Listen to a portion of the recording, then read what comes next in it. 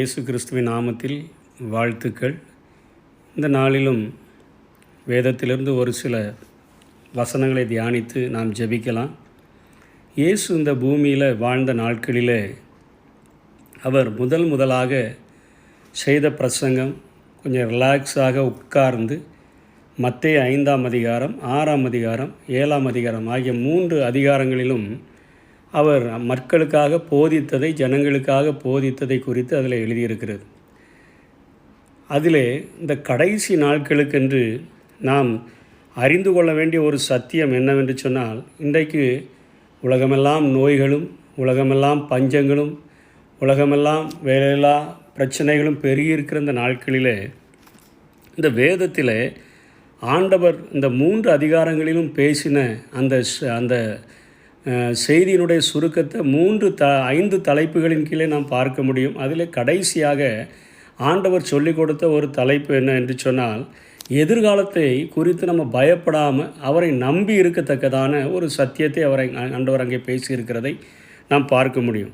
அதில் உள்ள வசனங்களை வாசிக்கிறேன். மத்தேயு 6ஆம் அதிகாரம் 25ஆம் வசனம் முதல், ஆகையால் எண்ணத்தை உண்போம், எண்ணத்தை குடிப்போம் என்று உங்கள் ஜீவனுக்காகவும், எண்ணத்தை உடுப்போம் என்று உங்கள் சரீரத்திற்காகவும் கவலைப்படாதிருங்கள் என்று உங்களுக்கு சொல்லுகிறேன்.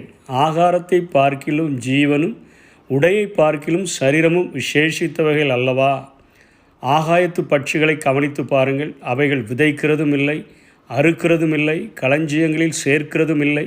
அவைகளையும் உங்கள் பரமபிதா பிழை பூட்டுகிறார். அவைகளை பார்க்கிலும் நீங்கள் விசேஷித்தவர்கள் அல்லவா? அதற்கு கீழே பார்த்தோம் அப்படின்னு சொன்னால், இவைகளையெல்லாம் அஞ்ஞானிகள் நாடி தேடுகிறார்கள். இவைகளெல்லாம் உங்களுக்கு வேண்டியவைகள் என்று உங்கள் பரமபிதா அறிந்திருக்கிறார். முதலாவது தேவனுடைய ராஜ்யத்தையும் அவருடைய நீதியையும் தேடுங்கள், அப்பொழுது இவைகளெல்லாம் உங்களுக்கு கூட கொடுக்கப்படும். ஆகையால் நாளைக்காக கவலைப்படாதிருங்கள். நாளைய தினம் தன்னுடையவைகளுக்காக கவலைப்படும். அந்தந்த நாளுக்கு அதினதின் பாடு போதும் என்று சொல்லி கடைசியாக அவர் அந்த செய்தியினுடைய அந்த காரியத்தில் அந்த மக்கள் எதிர்காலத்தை குறித்து பயமில்லாதவர்களாக வாழ வேண்டும் என்று சொல்லி, முதியோர்கள் ஒரு பழமொழி சொல்வார்கள், நாளைக்கு எப்படி பறக்கிறது என்று சொல்லி நினைத்துவிட்டு இன்றைக்கு நடக்கிற பலனில்லாமல் மாறிவிடுவார்கள் என்று சொல்லி. ஆகவே இங்கே ஆண்டவரும் தெளிவாக பேசுகிறார். எண்ணத்தை உண்போம், எண்ணத்தை குடிப்போம் என்று சொல்லி உங்கள் ஜீவனுக்காக நீங்கள் கவலைப்படாமல் இருங்க. எண்ணத்தை உடுத்துவோம் என்று சொல்லி உங்கள் சரீரங்களுக்காக கவலைப்படாமல் இருங்கள். அவர் உண்டாக்கின இயற்கையை பார்த்து கற்றுக்கொள்ள சொல்லுகிறார். ஆகாயத்து பட்சிகளை கவனித்து பாருங்கள் என்று சொல்லுகிறார். அவர் அங்கே காட்டு புஷ்பங்களை கவனித்து பார்க்க சொல்லுகிறார். இவைகளை நீங்கள் பார்க்கும் பொழுது நீங்கள் உங்களுடைய உள்ளத்தில் ஒரு நம்பிக்கை உண்டாகும். என்னை உண்டாக்கின என் பரமபிதா என்னுடைய எல்லா தேவைகளையும் அவர் சந்திப்பதற்கு அவர் உண்மை உள்ளவராக இருக்கிறார் என்பதை நாம் கற்றுக்கொள்கிறதற்கான ஒரு விசுவாசம் நம்மிலே உண்டாகும்.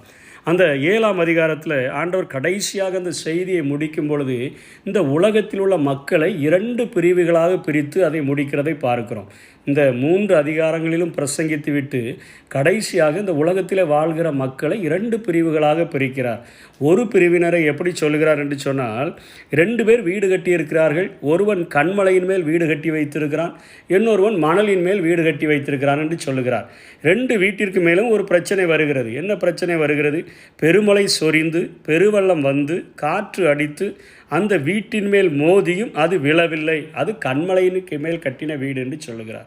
இன்னொரு வீடு மணலின் மேல் கட்டின வீடு சொல்லுகிறார். அந்த வீட்டிற்கும் பெருமழை சொரிந்து பெருவெள்ளம் வந்து காற்று அடித்து அந்த வீட்டின் மேல் மோதின போது அது வீடு முழுவதுமாக கீழே விழுந்து அது அழிந்தது என்று அவர் சொல்லுகிறார். இதற்கு முன்பாக ஒரு கண்டிஷன் கொடுக்கிறார்.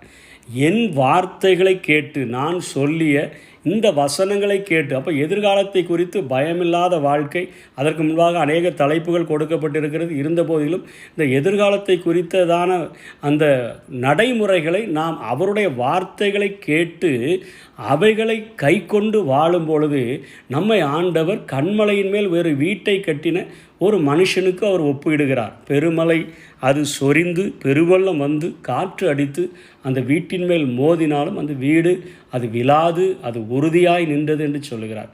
இந்த பிரச்சனைகள் நிறைந்த இந்த காலத்தில், எதிர்காலமே இருளடைந்த ஒரு சூழ்நிலையில் தோன்றுகிற அந்த நாட்களில் இன்றைக்கி ஆண்டவராகிய இயேசுவினுடைய போதனையை நாம் இறுக பிடித்து கொண்டு அவரை அண்டிக் கொண்டு வாழ்ந்தோம் என்று சொன்னால் எவ்வளோ பெரிய பிரச்சனைகள் வந்தாலும் எவ்வளோ பெரிய போராட்டங்கள் வந்தாலும் அவர் நம்மை பாதுகாக்கிறதற்கு உண்மை உள்ள ஒரு ஆண்டவராக இருக்கிறார். அவருடைய சீஷர்களும் ஒரு நேரத்தில் ஆண்டவராக இயேசுவின் இடத்துல வந்து, ஆண்டவரே, எல்லாவற்றையும் விட்டு உம்மை பின்பற்றினோமே, எங்களுக்கு என்ன கிடைக்கும் என்று சொல்லும் பொழுது அவர்களை தேற்றுகிறார்.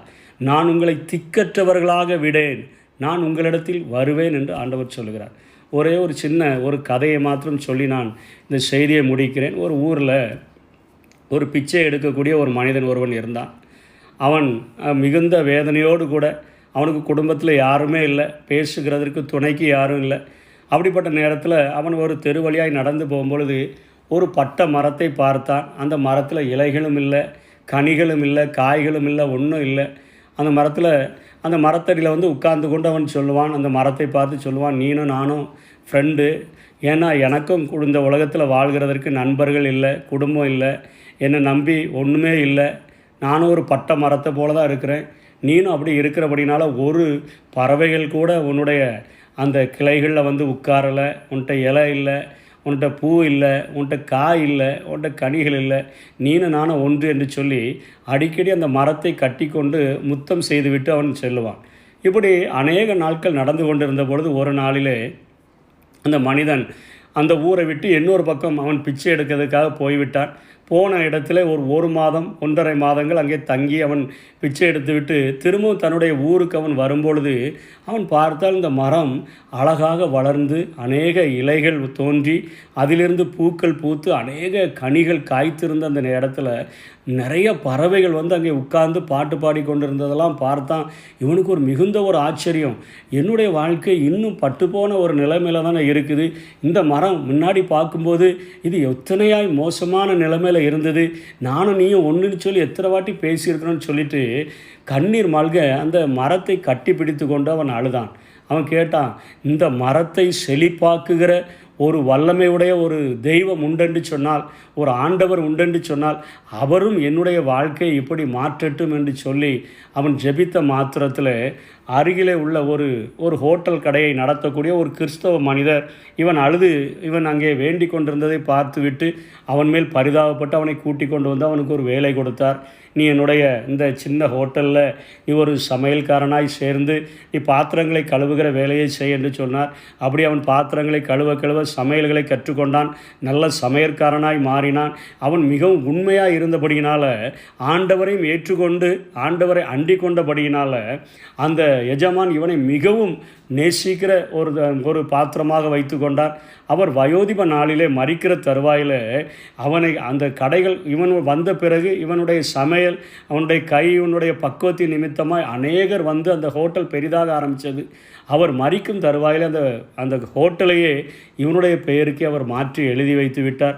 அவன் அந்த ஊரிலேயே மிகவும் பெரிய ஒரு ஹோட்டலை நடத்தக்கூடிய ஒரு பெரிய முதலாளியாக அவன் மாறினான். அவன் அந்த மரத்தை கட்டி கொண்டு அழும்பொழுது அந்த மரத்திற்கு ஜீவனை கொடுத்த அந்த இயேசுவை அந்த ஒரு ஹோட்டல் முதலாளியின் மூலமாய் தெளிவாய் கண்டுபிடித்து கொண்டபடியினால் அவனுடைய எதிர்காலத்தை ஆண்டவர் பிரகாசமாய் மாற்றினார்.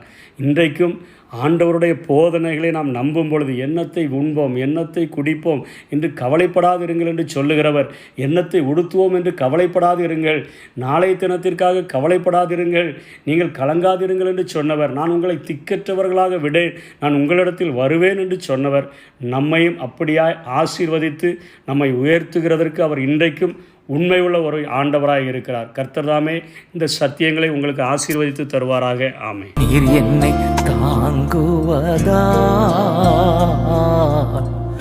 தூங்குவே நிம்மதியா, படுத்துறங்கி விழித்தெழுவே கர்த்தர் என்னை ஆதரிக்கின்றார்.